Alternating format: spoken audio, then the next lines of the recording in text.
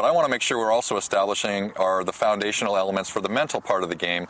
And from my perspective, with every player with whom I work, there's a baseline model that it's really important that they understand. And what that model is very simple, but it's also very important. And that is that our thinking process influences our emotions, and our emotions or feelings influence our behavior.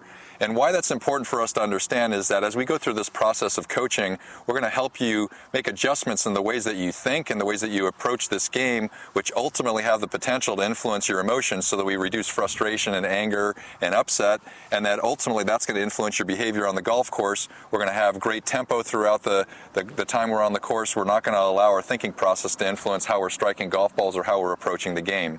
And one example that I think is important for you to recognize in terms of the thinking, feeling, behaving model is if CJ, as an example here, is standing over this putt, and it's, we've got about a 6-foot putt, it's relatively straight.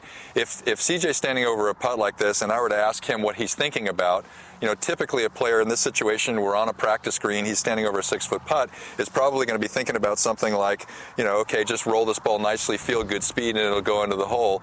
His feelings there are not going to be, the emotional response there is not going to be very great in any one way or the other. His behaviors are likely going to be that he's going to roll the ball nicely towards the hole, okay?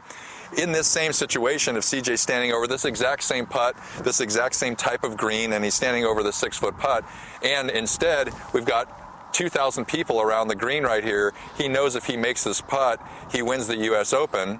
There's the potential that his thinking process standing over this putt is going to be different. There's the potential that that thinking is going to influence his emotions, and that emotional response has the potential to influence his behavior.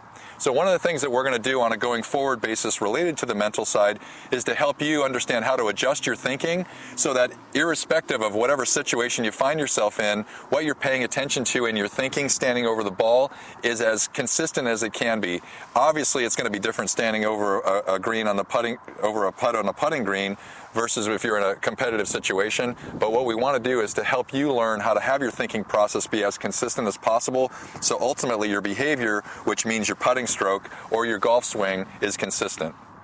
Now that you learn the foundational elements of all the components of your game, including the mental side, next month what we're going to do is start working from the hole backwards, which is where the real scoring starts to happen. We want to make sure that you get your putting nailed down so that you can start shaving strokes off your game immediately next month, and we look forward to seeing you then.